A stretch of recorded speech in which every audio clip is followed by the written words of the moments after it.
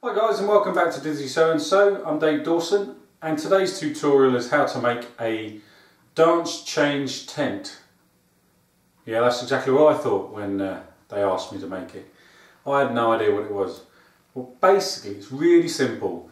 It's just a tube of fabric. In this case we've got some polycotton, nice purple, and at the top it has a channel with some elastic in. Hemmed at the bottom with a channel at the top with some elastic in. So first things first, let's make our tube.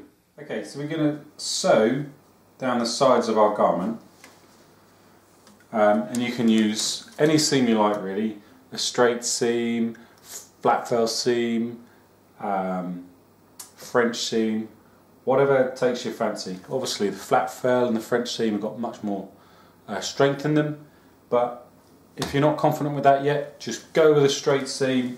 Yeah, just a straight stitch all the way down and it'll be fine.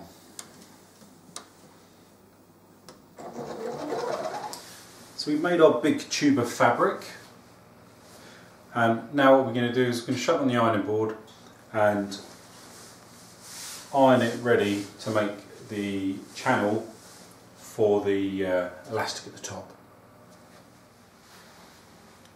Okay, to make the channel for our elastic, we're going to fold it over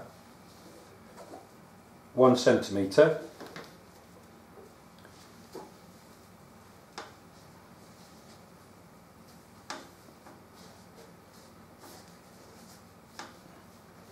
and press it.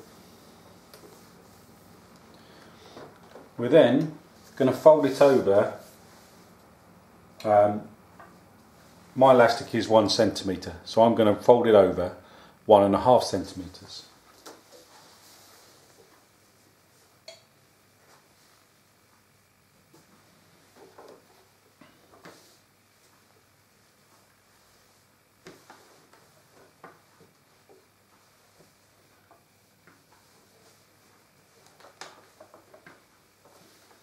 And I'm going to do that all the way around, just shuffling my fabric along, iron in, shuffle till I've gone the whole loop of the fabric.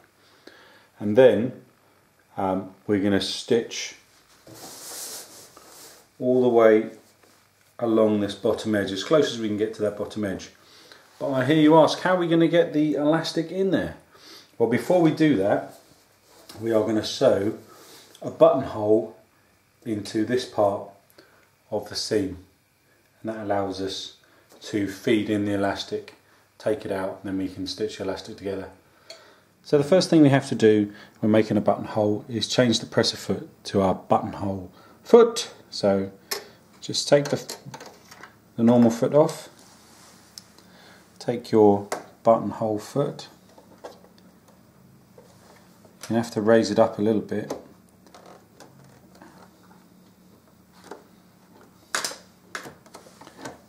And then bring it down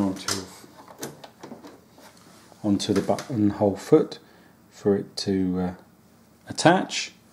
And then secondly, there's a little tab at the back, just goes up and down, and you need to pull it down. So when this goes back and forwards, it stops against it, and that tells the machine when it needs to move on to the next step of the buttonhole.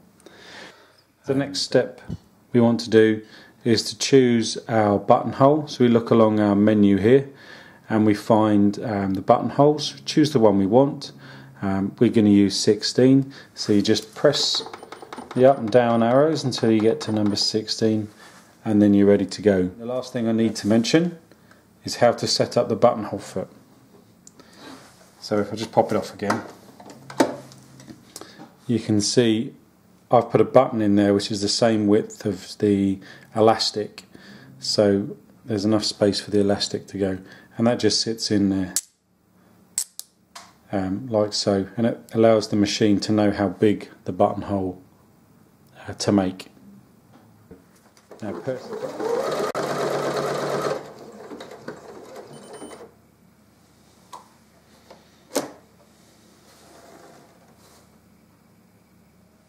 so we're just stitching as close to the edge of the folded over fabric to make our channel, and we'll do that all the way around the material, staying as close to the edge as possible. How I like to thread my elastic is to tape it to a pencil.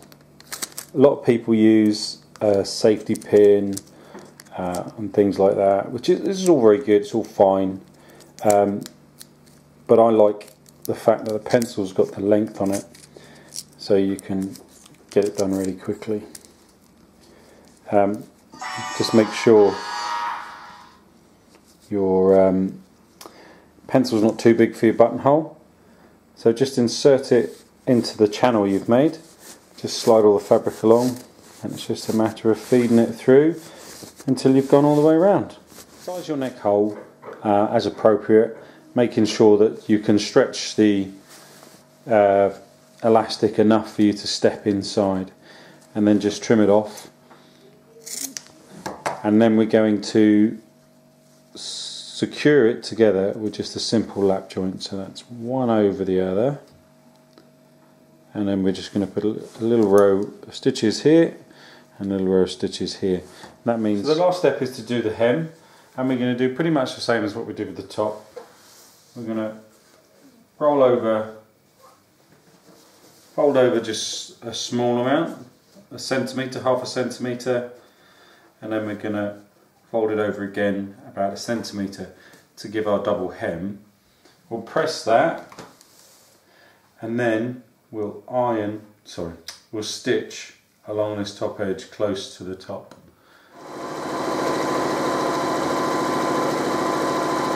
There you have it, the finished article, a dance change tent. Never thought I'd be making one of these. Oh, got to give it a bash. I don't think I'm ever going to have an opportunity like this. So climb in, feet out.